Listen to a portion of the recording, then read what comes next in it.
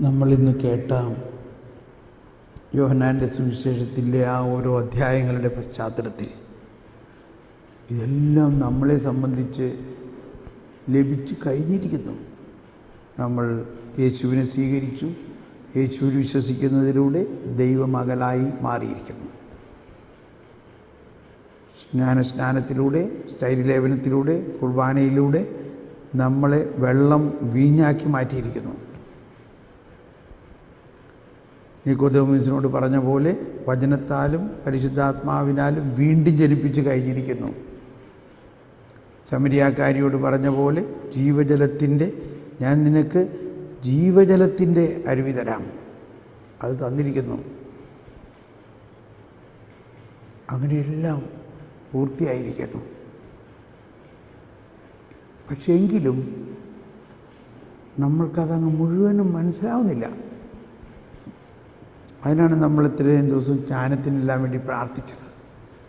ഇനി അവസാനം നമുക്ക് എന്തെങ്കിലും മനസ്സിലാവായിക ഉണ്ടെങ്കിൽ, ഈശോയെ എനിക്ക് അറിഞ്ഞൂടെ, ഈശോയെ ഇങ്ങനെ തന്നെ പ്രാർത്ഥിച്ചോ, എനിക്കൊന്നും മനസ്സിലാവണില്ല,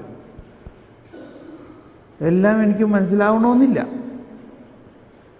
നീ ഇത്രയും നിഗൂഢമായ വിസ്മയനീയമായ നിന്നെ എങ്ങനെ എനിക്ക് മനസ്സിലാവും? അതുകൊണ്ട് കൊച്ചുറീസിയെല്ലാം പറയണ മാതിരി ഞാനൊരു ശിശുവാണ്, നീ എനിക്കൊരു ലിഫ്റ്റ് അയച്ചത് എന്നെ പൊക്കണേ, എന്നെ നീ നിൻ്റെ കൈകൾ കൊണ്ട് ഉയർത്തണേ.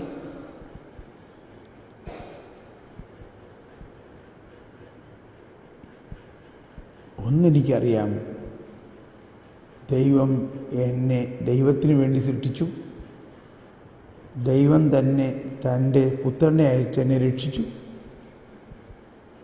രക്ഷിച്ചു കഴിഞ്ഞു.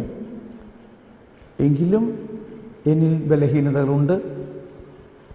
ആ ബലഹീനതകൾ കളകൾ പോലെ, ആ കളകൾ വളർന്നോട്ടെ, കൃത്യസമയത്ത് ഞാൻ പറിച്ച് കളഞ്ഞോളാം.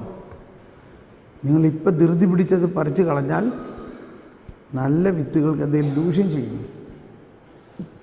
പല ബലഹീനതകളും പ്രായമായിട്ടുള്ള നിങ്ങൾ എല്ലാവർക്കും അറിയാം. ചില ബലഹീനതകൾ പണ്ടുള്ളത് ഇപ്പോഴും ഉണ്ട്, എന്നിലുമുണ്ട്.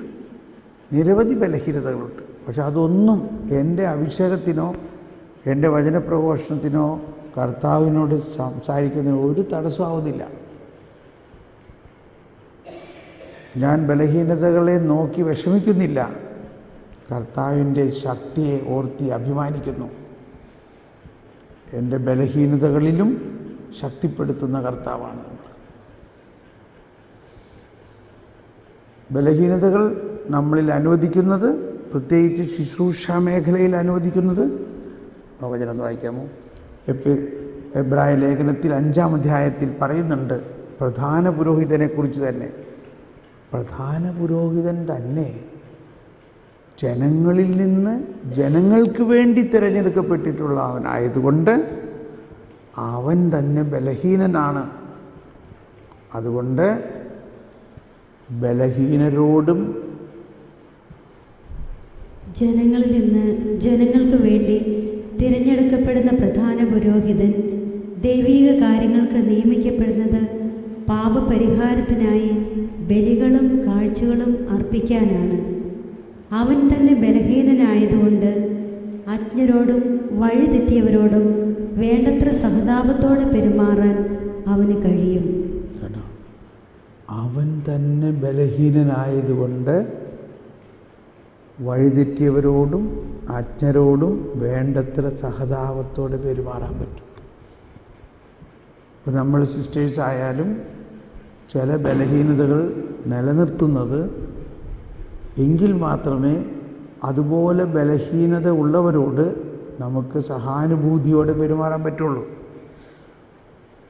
അതൊരിക്കലും നമ്മുടെ വിളിയെ തടസ്സപ്പെടുത്തുന്നില്ല. ഇപ്പോൾ കാൻഡിഡേറ്റ്സ് ആയാലും കമൻസിയിലുള്ളവരായാലും നിങ്ങളുടെ ബലഹീനത ഉണ്ടെന്ന് വിചാരിച്ച് നിങ്ങൾക്ക് അത് വിളിയെ തടസ്സമല്ല. ഈശോ പറഞ്ഞു, ബലഹീനതയിലാണ് എൻ്റെ ശക്തി. പക്ഷേ കർത്താവിൻ്റെ ശക്തിയിൽ ആശ്രയിക്കണം. ആ ബലഹീനത കണ്ടുകൊണ്ട് അത് മാറ്റാൻ ശ്രമിച്ചോ?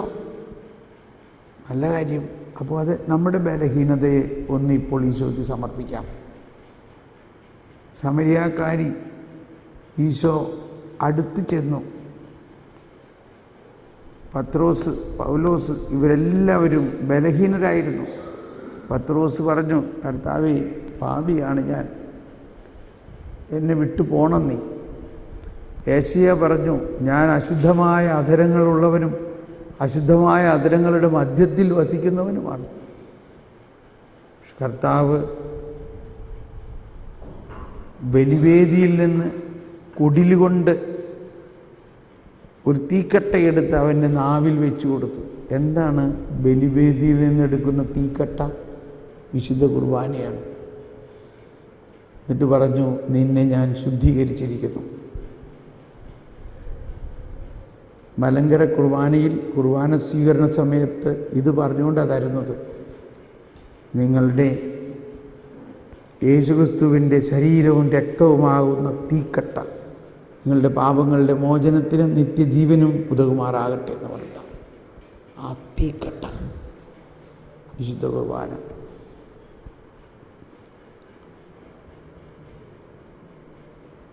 മോശ ദൈവം വിളിച്ചു. മോശ ജനിച്ചപ്പോഴേ തന്നെ ദൈവം വിളിച്ചതാണ്. അതുകൊണ്ടല്ലേ മോശയെ കുട്ടയിൽ കെടുത്തി രക്ഷപ്പെടുത്തിയത്. അത്ര വിളിയുണ്ടായിരുന്ന മോശ എന്തുകൊണ്ടാണ് ആ കൊലപാതകം ചെയ്യാൻ അനുവദിച്ചത്? ആ കൊലപാതകം ചെയ്തതുകൊണ്ടല്ലേ മോശ അവിടെ നിന്ന് ഓടേണ്ടി വന്നത്. മോശ അവിടെ നിന്ന് ഓടേണ്ടി വന്നതുകൊണ്ടല്ലേ ആ മലമുകളിൽ എരിയുന്ന മുൾപടർപ്പിൽ ദൈവത്തെ കണ്ടത്.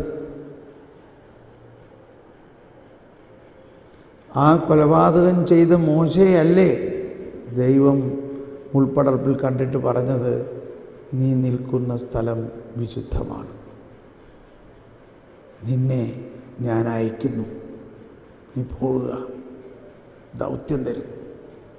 ദൗത്യമാണ് ഇമ്പോർട്ടൻറ്റ്. മത്തായിയുടെ വീട്ടിലേക്ക് ചെന്ന ഈശോ മത്തായിയിലെ എന്താ കണ്ടത്? പാപമാണോ കണ്ടത്? അത് അവൻ്റെ വിളിയാണോ കണ്ടത്? മത്തായിയോട് പറഞ്ഞു, നീ ഒരു അപ്പസ്തോലനാകാനുള്ള വിളിയാണുള്ളത്, നീ ഒരു സുവിശേഷകർത്താവാകാനുള്ള വിളിയാണുള്ളത്. വിളിയാണ് ഇമ്പോർട്ടൻറ്റ്. വിളി, നമ്മുടെ വിളി ആണ് ഏറ്റവും ശക്തം. ബലഹീനതയല്ല. ബലഹീനതകളുണ്ടാകാം, ഓരോരുത്തരുടെയും വിളിക്കനുസരിച്ചുള്ള ബലഹീനതയുണ്ടാകാം. അതുകൊണ്ട് നമ്മുടെ ബലഹീനതയെക്കുറിച്ച് നിരാശപ്പെടുകയോ തളരുകയോ ചെയ്യാതെ മുന്നോട്ട് നോക്കൂ, വിളിച്ചവനിലേക്ക് നോക്കൂ, വിളിയിലേക്ക് നോക്കൂ, ദൗത്യത്തിലേക്ക് നോക്കൂ. പുതിയ ഹൊറിസോൺസ്, പുതിയ ചക്രവാളങ്ങൾ തുറക്കാൻ വേണ്ടി നിങ്ങൾ നോക്കൂ. ഈ സഭയെ പീഡിപ്പിച്ച പൗലോസിനെയാണ് കർത്താവ് ഇത്രയും വലിയ അപ്പസ്തോലനാക്കിയത്, പീഡിപ്പിച്ചവൻ. അതുകൊണ്ട് നമ്മൾ പ്രോത്സാഹിക്കണം, നമുക്ക് പ്രോത്സാഹനം വേണം. നമ്മളിലൂടെ വലിയ കാര്യങ്ങൾ ചെയ്യാൻ കർത്താവ് ആഗ്രഹിക്കുന്നു.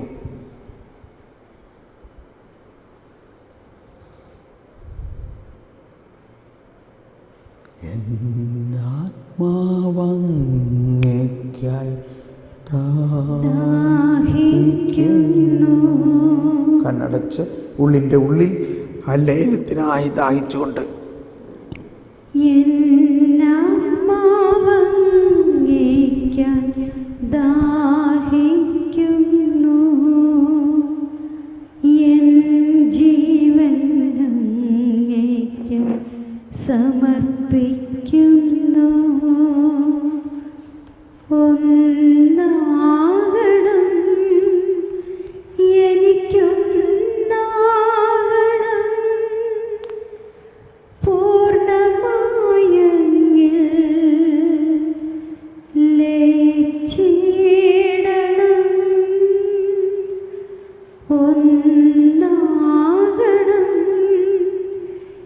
എനിക്കൊന്നാകണം,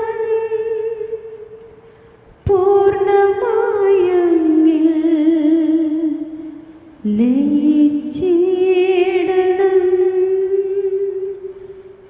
ലയനം ലയനം സമ്പൂർണ്ണലയനം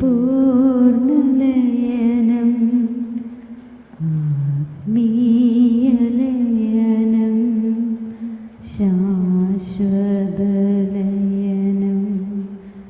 സ്വർഗീയലയനം ത്രിത്വൈകലയനം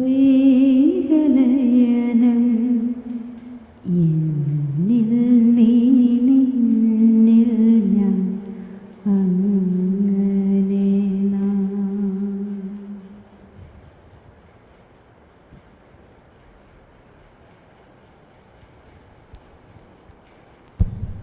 ഉള്ളിൻ്റെ ഉള്ളിൽ ഈശോ ഈ അരളിക്കയിൽ എഴുന്നള്ളിയിരിക്കുന്ന പോലെ തന്നെ നമ്മുടെ ഉള്ളിൽ എഴുന്നള്ളിയിരിക്കുകയാണ്.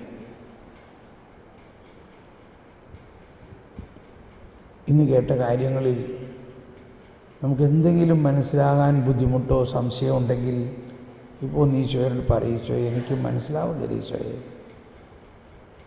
അങ്ങ് പറഞ്ഞല്ലോ പരിശുദ്ധാത്മാവെല്ലാം പഠിപ്പിക്കുമെന്ന്. എൻ്റെ ഈ സംശയത്തെ ദൂരീകരിക്കണമേ. എനിക്കിതിനകത്ത് സംശയങ്ങളുണ്ട്, അത് ദൂരീകരിക്കണമേ.